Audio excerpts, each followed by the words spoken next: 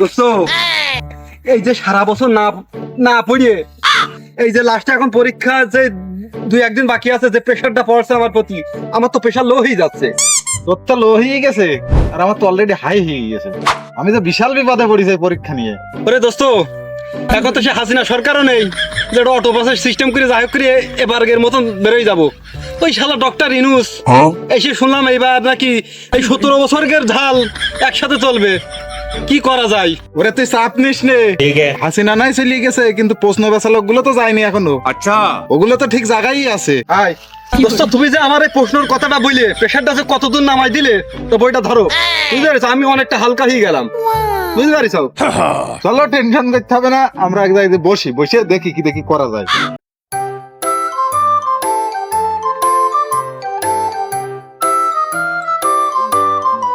সারা বছর পাকামো করিয়ে বেড়ালাম, স্কুল নেই, পড়াশোনা নেই, কিছু নেই। এই এখন আর 2-1 দিন বাকি আছে, কি মাথায় ঢোকে? কি দিয়ে কি করবানে? এই যে বই পৃষ্ঠা উল্লেখ গেল তো 2 দিন লাগবে। ও দোস্ত, তুই কি ওই সিলেবাসটা আনিছিস? আরে তুই সিলেবাস কোনে পাচ্ছিস? পরীক্ষাতে এসেছি। আচ্ছা, আমি তো প্রশ্ন চিন্তা করছি। দোস্ত, আমি একটা জিনিস কিছুতেই বুঝতে পারছি না। আমার আব্বা বললো বোনের যদি এবার বোন ফেল করে তা বিয়ে দিয়ে দেবে।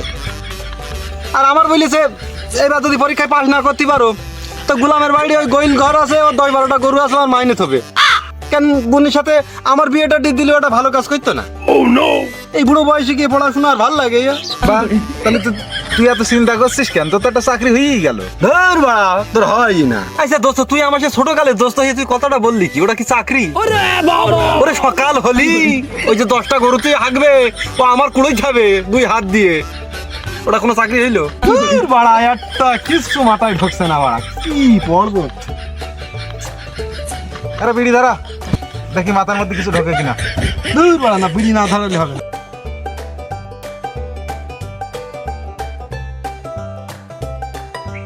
থাক, পরে দেখবানি। তো দে আমার দুটান দে।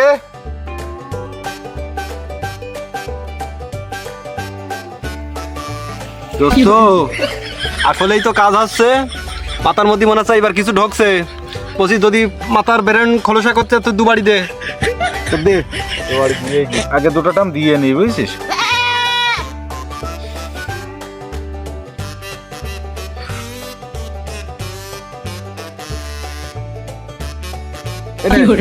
কাজ মনে হচ্ছে ভালোই হয়েছে।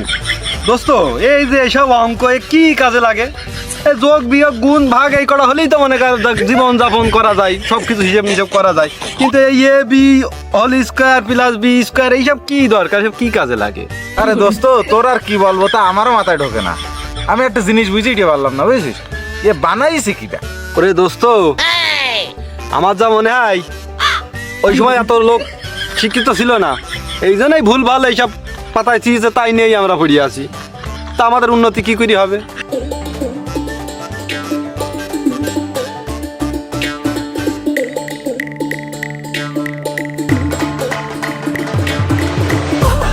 আরে দোস্ত, আমাদের যা বেরেন্ট, আচ্ছা, একটু আলো পাতা যদি কড়াকড়ি না মারা হয় তা আমার মনে হয় না কাজ হবে।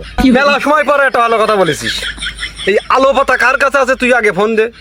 এই জিনিস খালি আমি শুনেছি পাগল মানুষও সুস্থ হয়ে যায়, বড় বড় ডাক্তার অফিসাররাও কিন্তু অপারেশনে গেলে এই জিনিসটা খেয়ে যায়। তা আমরা তো মহান অপারেশনে বেরোবো, পরীক্ষা শুরু হয়ে গেছে, তুই ওই মাল খেয়েই পরীক্ষা দিতে বেরোবো, বুঝতে পারছিস? তাড়াতাড়ি ফোন লাগা বন্ধু বান্ধবের কাছে, মাল নিয়ে চলে আসুক।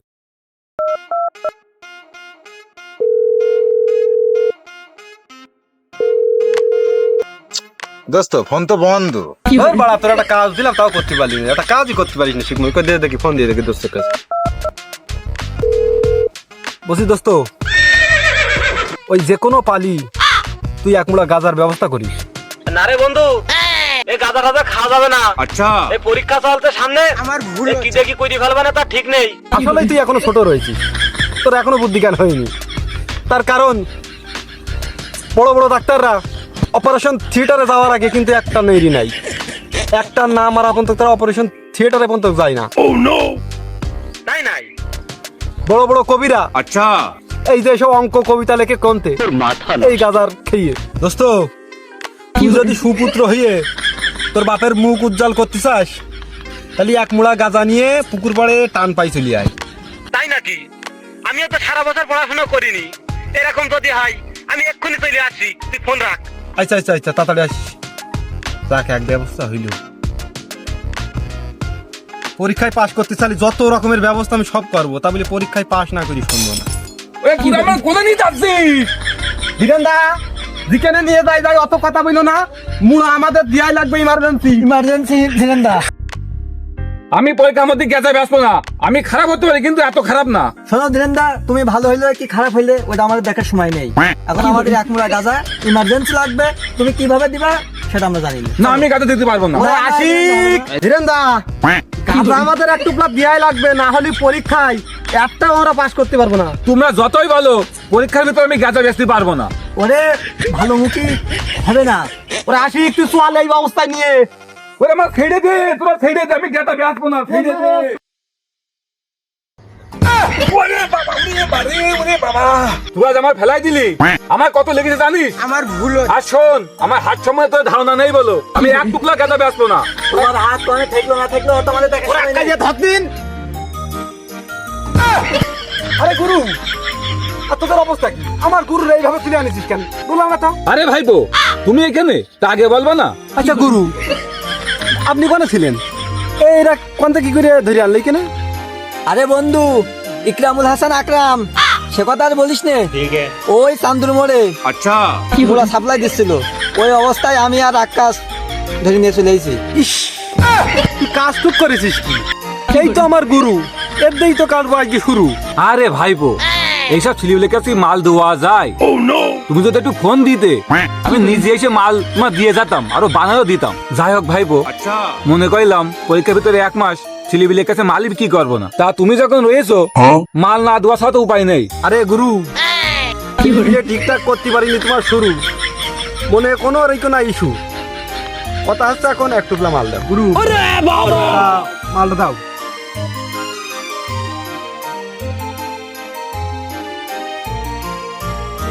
কি এক টুকলা কেন? এতগুলো লোকজন 2 টুকলা লাগবে তো। আরে ভাইপো, তুমি তো শিডিউলি বাইরে ছিলে, তা তো তোমার 1 টুকরা দিলাম। আমি এখন যাবো দুতলায় মোড়ে, আমার একটা পার্টি দাঁড়িয়ে আছে, তার দিয়ে আমার বাইরে যেতে হবে। গুরু, আজকে এই দিয়ে মোটামুটি আমি করছি শুরু, কিন্তু কথা আছে গিয়ে এই একটা মাস রেগুলার কিন্তু একটা করে দেওয়া লাগবে, বুঝতে পারিস? ঠিক আছে ভাইপো, আমি দোয়া করি আমার ওষুধ খেয়ে যেন তোমাদের পরীক্ষা ভালো হয়। তাই তোমরা থাকো, আর কত হয়ে থাকলে আমি তাহলে গেলাম। নাও গুরু, তাহলে ভালোভাবে দিও। আচ্ছা। খালা ঠিকঠাক জায়গায় না বললে কি মাল দেয়? ঠিকই বলেছিস আকাশে। আরে ভাইপো, মাল কিন্তু কড়া আছে, আলো পাতা তো দিয়ে নিও। আচ্ছা গুরু, সমস্যা নেই, তাহলে গেলাম। আমি বুঝবাস করে দেবানে, যাও। বন্ধু ইকরামুল হাসান আকরাম, মাল্লা দাও, বানিয়ে ফেলি। সারা প্রেমের মানুষ বাসে না, দেখো সারা প্রেমের মানুষ বাসে না, যৌবন গেলে আর প্রেম হবে না। থাম, উৎসাহ দিচ্ছিস নাকি আমার? কই বিড়ি দে। আরে নে, তাড়াতাড়ি বানা। দিন শ্মশান ঘাটে বাঁশের বেলায় ছড়ে। বাহ বাহ, কি গায়ক ছিল নাকি এক সময় নাকি? বন্ধু ইকরামুল হাসান আকরাম, তুমি প্রথমে শুরু করো। ভালো করে ধরাস।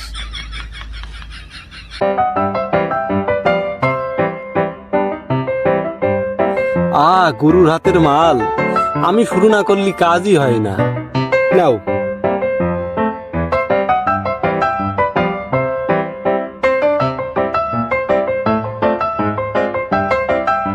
আরে বন্ধু, মাল তো কড়া, খা। ও বন্ধু, আমি তো প্রশ্ন সব স্পষ্ট ভাবে টের পাচ্ছি। ভাল।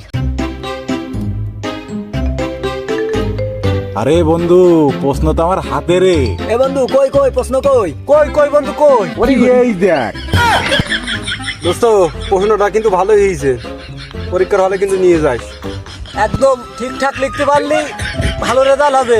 বন্ধু প্রশ্ন আমার কাছে দিস বন্ধু, তুই যে প্রশ্ন ম্যানেজ করেছিস হয়তো দিস।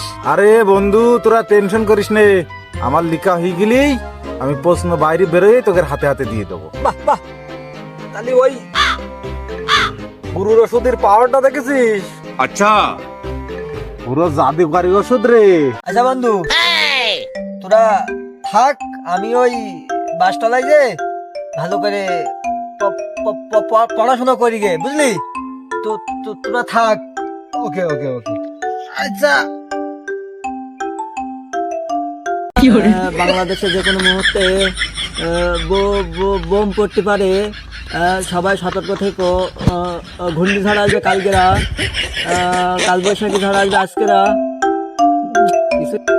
কিছুই তো বলা মাথায় ঢুকছে না, মাথা মাথা সব গরম হয়ে গেছে। আমাদের পৃথিবীতে বহুত কিছু আছে যা দেখে আমরা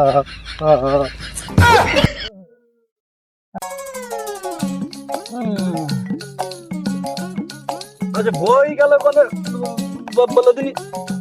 ও এই যে তোমাদের পরিবে এই বাসা পিছালি না, আর ভাল লাগছে না পড়তে, বাড়ি হবান।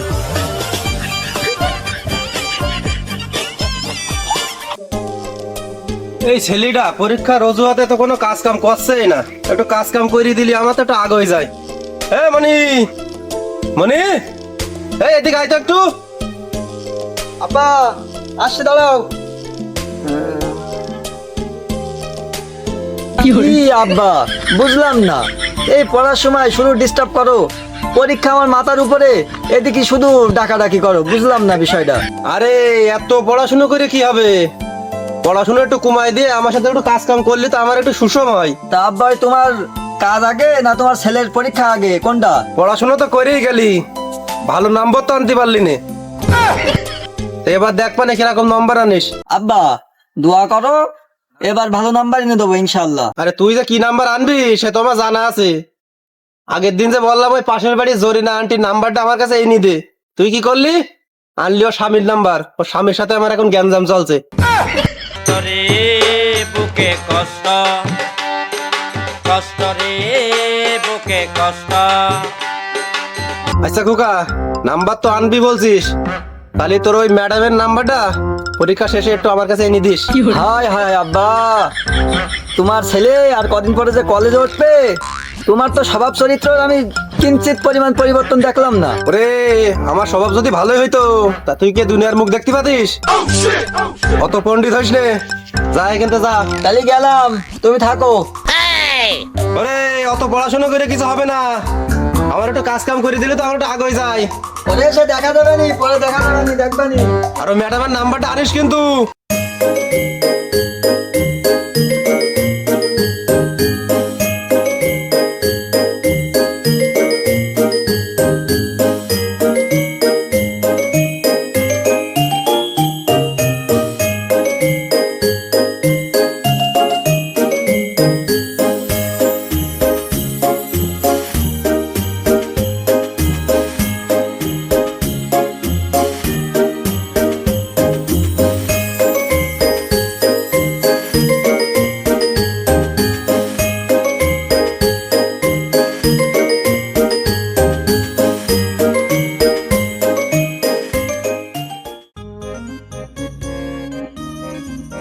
আরে বন্ধু, এই যে তুই আমার চেয়ে একা একা বই পড়ছিস, এটা তোর একদম উচিত হইল না। তুই তো আমার বললি একসাথে দুইজন বই পড়বো, তোর সাথে আমার বন্ধুত্ব রাখা হবে না রে, এই জায়গায় আমার তোর সাথে বন্ধুত্ব শেষ, আমি চলে গেলাম। বলো। আরে শোন, এদিকে আয়। ওরে পুরো বিষয়টা শুনিয়ে যা। আর কি বলবি বল তাড়াতাড়ি, আমার এই জায়গায় দাঁড়াতে ইচ্ছা করছে না, বল। ওরে তুই যে তেজ দেখায় চলিয়ে যাচ্ছিস, আমরা কিন্তু সবসময় যা দেখি তা কিন্তু ঘটে না। আমি সারাটা দিন তোর আর আমার জন্য যা করেছি তুই তো না দেখেই দৌড় মারছিস। এই দেখ বই ধর। কি করেছিসটা কি নাকি? ওরে পাগলা, এই দেখ এখানে দেখ, প্রত্যেকটা পৃষ্ঠা নাম্বার এখানে লেখা আছে, এই প্রশ্নগুলো আসবেই আসবে। তুই বই ধর, ঘেঁচা ঘেঁচ ছেড়, আমি নাম্বার বলছি। তাই নাকি? ওরে আগে ধর। দেরি করছিস কেন? হ্যাঁ 17 পৃষ্ঠা কোনে আছে ভেতর।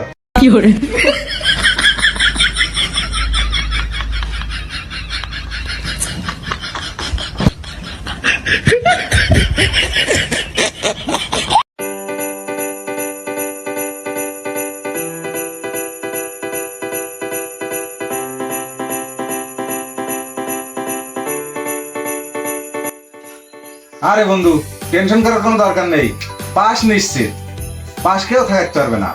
আর যে রেজাল্ট এবার করবো শুধু গ্রামের লোক নাই, পুরো জাতি জেনে যাবে। তাই নাকি? হ্যাঁ, অতএব চলো এখন চিল করে আসি। আরে বন্ধু, তোর উপরে যে আমি কত বড় একটা অবিশ্বাস করে ফেলাইলাম। তুই যে এত বড় সুন্দর একটা কাহিনী ঘটাইছিস, আগে যদি জানতাম তো একসাথে বসে কাহিনীটা করতাম। আরে তোমার তো আমি আগেই বললাম যে চোখের দেখা সব দেখা সমান হয় না। তা যাক, আমার ভুল হয়ে গেছে। তাহলে আমি ওই আক্কাদের কাছে ফোন লাগাই, দেখি সিল করি গে তালি। তাহলে চলো যাওয়া যাক। হ্যাঁ চলো। আর ওসব দরকার নেই, ওসব টান মেরে ফেল দাও।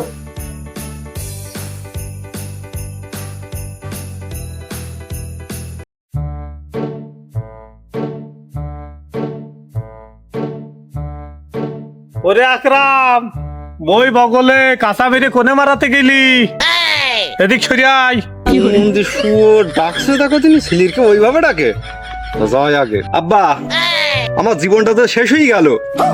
এই আজ 4 বছর এই একই টাইমে একই সময় আসলেই আমার প্রেশার হাই হয়ে যায়। শোনো আকরাম, তোমার আগের দিনও বললাম, আজকেও বলছি, তুমি যদি এবার পরীক্ষায় ফেল মারো তাহলে স্থান তোমার ওই গোলামের গোল ঘরে। কথাটা যেন মনে থাকে। আব্বা, এবার আমার পরীক্ষার পাশ করা নিয়ে তোমার কোনো চিন্তা নেই। তার কারণ গুরু আমার যে ওষুধ দিয়েছে এক ফাইলই যথেষ্ট। বলি যে পরীক্ষার আগে একবার যদি খেয়ে শুরু করা যায় তা আমার কলম চলবে একেবারে ইসরায়েলির ওই পারমিক বাণীর অস্ত্রের মতন, বন্ধ হবে না। তাই নাকি? হ্যাঁ। সব ঘটনামি বাদ দে, ভালো করে পড়াশুনো কর, তাহলে কোনো বাপ এসে থাকতে পারবে না ফেল। এইবার বলো মিস্টেক হয়ে গেলি বলো তুই 5 বারে পা দিবি, কথাটা মাথায় রাখিস। ভালো করে পড়াশুনো করছিস তো? কাল রাত্রি কি পড়াশুনো করিলি তো? কাল সন্ধ্যে 7টাতে ওই যে পড়াশুনো শুরু করেছি, একদম নাগাতার সকাল 5টা পর্যন্ত পড়েছি।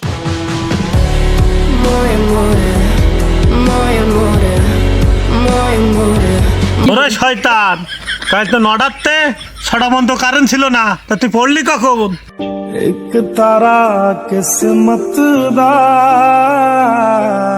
বাবা, তাই নাকি? দেখি যাও, এই পড়ার ঠাপে কখন যে কারেন্ট চলে গেছে তাও বলতে পারি না। দেখিস শয়তান কালকে মদ গিলিস মনে হয়। আব্বা, তুমি একটা ভুল কথা বললে না। কাল রাতে তো আমি মদ খাইনি, কাল রাতে আমি একটু ওই গাঁজা খাইলাম, বুঝতে পারিস? কত বড় বাড়ি তো আমার সামনে বসে গাঁদা টিকে গেছে। আমার ওই বন্ধু ছেলে পড়তে পড়তে রাত দিন সমান করে ফেলাচ্ছে, আর আমারও শুয়োর খেয়ে বেড়াচ্ছে গেজা। ওরাই ধরতে পারলে ওর। পরীক্ষা তো শুরু হয়ে গেল, যাই এলাকার ময় মুরব্বীদের কাছ থেকে দোয়া সালামি করে আসি। মুরব্বীদের দোয়া ছাড়া তো কোনো জিনিস কাজ আসে না।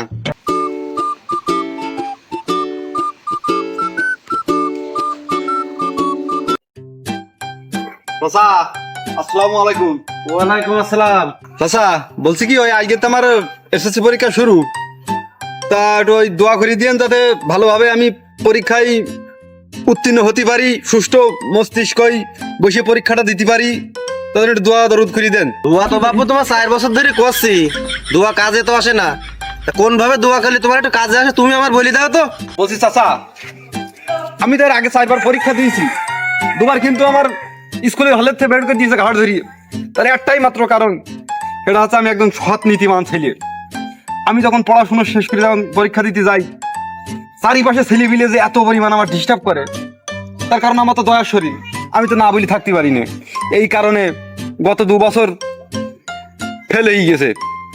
এবার আমি মনস্তাপ করেছি, আমি গ্রামে সবারই মুখ উজ্জ্বল করতে চাই, ভালো একটা রেজাল্ট করতে চাই। তা আপনারা দোয়া করে দিয়েন। এই জন্যই চাচা আপনার কাছে আসলাম, আপনি একজন মুরব্বী মানুষ, আপনার দোয়া আমার অবশ্যই কাজে লাগবে। আর আমি আগামীতে আমাদের এলাকার জন্য ভালো কিছু করতে চাই। আরে খোকা, হয়েছে হয়েছে, এবার একটু থামো। তুমি যে এত ঘন বগো, পরীক্ষায় যে কি করবা না আর কি লিখবা না আমার তো বুঝে আসছে না। ও চাচা, তাই তো আমার হাতে তো কোনো ঘড়ি নেই, আসলে টাইম মেনটেন করা আমার পক্ষে সম্ভব না। আর তা এখন তাই দোয়াটা করেন চাচা, যেন ভালোভাবে পরীক্ষাটা দিতে পারি। সে তো অবশ্যই, দোয়া তোমার জন্য করবো। তাহলে আসি, তাহলে আচ্ছা যাও, ভালোভাবে পরীক্ষা দাও, দোয়া করবো ইনশাল্লাহ। যাও তাহলে দোয়া করেন তাহলে। আচ্ছা ঠিক আছে। বলছি চাচা, তাহলে দোয়াটা ভালো করে দিন, আপনার দোয়ার পরেই কিন্তু আমার পরীক্ষা নির্ভর করছে। আরে আচ্ছা বাবু, দোয়া করেন, তুমি যাও তো, তোমার পরীক্ষা তো শেষ হয়ে গেল, যাও যাও তাড়াতাড়ি যাও। শালা কত বড় কিপ্টের কিপ্টে, 2-3 বার করে বললাম চাচা আমার দোয়াটা করে দিও, তো 10টা টাকা লোক হাতে দিয়ে বলতে পারে যাই দোয়াটা করে দিলাম, পরীক্ষাটা ভালোভাবে দাও। তো 10টা টাকা দিলেও নাই, যাওয়ার সময় একটা ডারবি টানতি টানতি যাক পরীক্ষাটা দিতে গেলি, যাক মনটা ভালো লাগতো।